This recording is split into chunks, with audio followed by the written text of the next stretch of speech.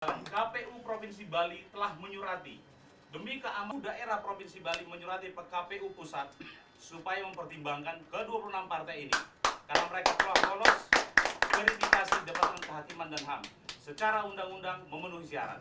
Ada yang unik ya, tanggal 7 diumumkan. Diakal nggak ini? Tanggal 7 mengatakan final, tanggal 8 ada surat perintah untuk verifikasi 2 kali 24 jam. Itu akal-akalan. Ini apa orangnya terlalu pintar atau gimana, saya nggak tahu itu. Ya? Hah? Salah. Dan jangan dikira main-main kita ya. Jadi kita betul-betul udah punya bukti awal. Itu aja bukti awal. Dan jangan sampai negara kita sebagai negara hukum menafikan ini.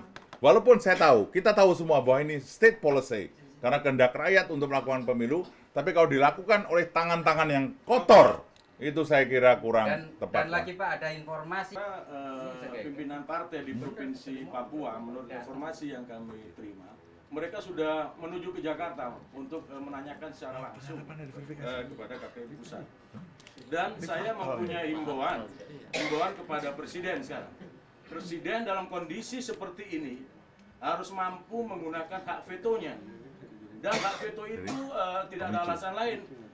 Kemampuan Presiden yang punya hak prerogatif di sini untuk meloloskan partai-partai yang memang sekarang ini ada. Ini kalau memang Presiden kita betul-betul mempunyai jiwa demokrat, jiwa nasionalis, dan mementingkan kepentingan bangsa dibandingkan kepentingan negaranya. informasi ya. Assalamualaikum warahmatullahi wabarakatuh. Salam sejahtera. Sekjen sekretar bersama tapi ketua umum Partai Reformasi. Mungkin saya tambahkan sedikit mengenai KPU telah mengumumkan 12 partai. 6 partai yang lolos threshold dan 6 partai yang baru. Nah, pada tanggal 3 Ketua KPU Profesor Dr. Nasaruddin Samsudin itu mengeluarkan surat kepada 14 provinsi untuk segera melaporkan hasil verifikasi faktual ke KPU Pusat. Nah, saya lihat di sini bahwa standar KPU minimal 21 provinsi itu telah dilanggar. Total data yang masuk pada saat itu hanya 17 provinsi. 17 provinsi pada saat itu. Tapi mereka sudah diloloskan. Nah, Sudah diluluskan. sudah diluluskan.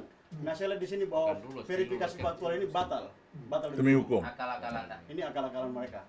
Dan sama ibu, yang ibu tahu baik mendasar maupun yang kena kepada partai ibu. Bukan mengenai untuk partai saya. Untuk bangsa. Jadi saya berbicara bukan untuk kepentingan golongan atau apa.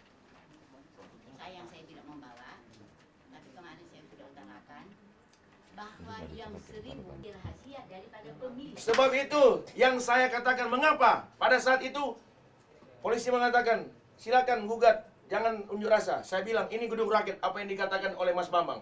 Saya mengatakan gedung rakyat tetap ini milik rakyat, bukan milik KPU. Sebab KPU jangan menzolimi. Jangan KPU menganggap negara kesatuan Republik Indonesia ini punya KPU. Saya mengatakan pemilu adalah pesta rakyat, milik rakyat. KPU adalah milik rakyat. Bukan KPU hanya diperalat oleh kelompok-kelompok tertentu untuk mencekal partai, 26 partai politik yang sudah lolos verifikasi administratif. Maupun kalau kita lihat juga administratif dan faktual, ada 26 partai politik. Sungguh luar biasa. Kalau kita kerahkan masa-masa kita, saya udah perhitungkan 2.001 partai politik, 26 berarti 52.000. Apakah 52.000 turun di Jakarta, apakah tidak menggemparkan? Gempar.